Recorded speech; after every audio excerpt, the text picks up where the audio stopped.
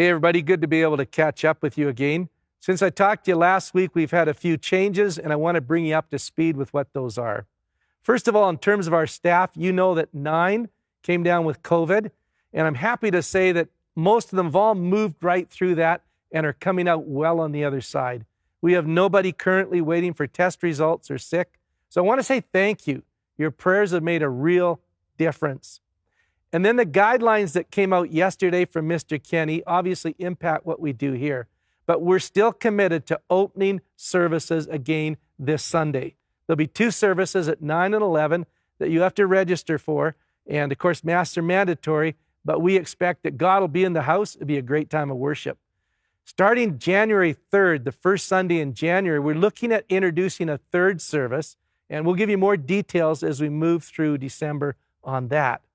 But beginning immediately this Sunday, I'm also happy to say that we're having a youth worship service in the youth center for youth grades 7 to 12.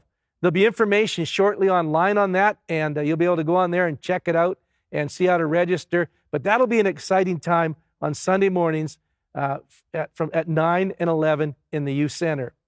Now, Christmas Eve. A lot of you have asked questions about Christmas Eve, and we're going to do what we normally do. We're going to have multiple services in-house. It'll be streamed. But we're looking at what we can do there with maybe other services. I'll give you more information next week in the video update as to exact times and numbers of services on Christmas Eve. Now, I need you to listen carefully to this. This is really, really important.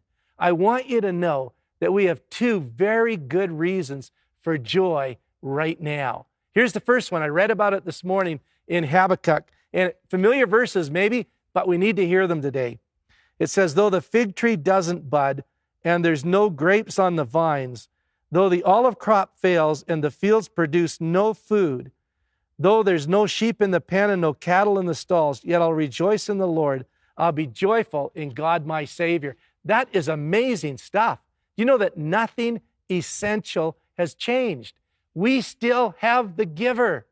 The gifts, they come and go, but we have the giver. He's with us in our homes, in our jobs, in our church, wherever we go. We can't lose the giver. And that's a great reason for joy. I can rejoice today in God, my Savior. I would have no hope if it wasn't for him.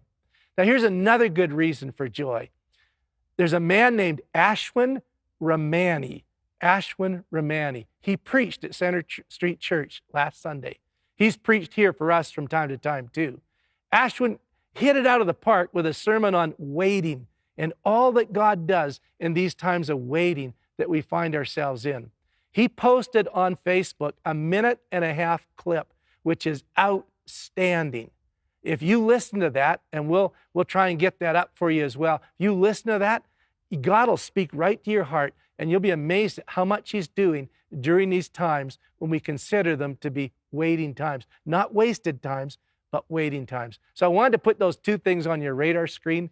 Look forward to seeing you this Sunday, either online or here. You're going to hear some really good news. You're not going to hear any conspiracy theories here. You're going to hear about a God that's on the throne, and we get to worship him together. So let's look forward to this Sunday. God bless.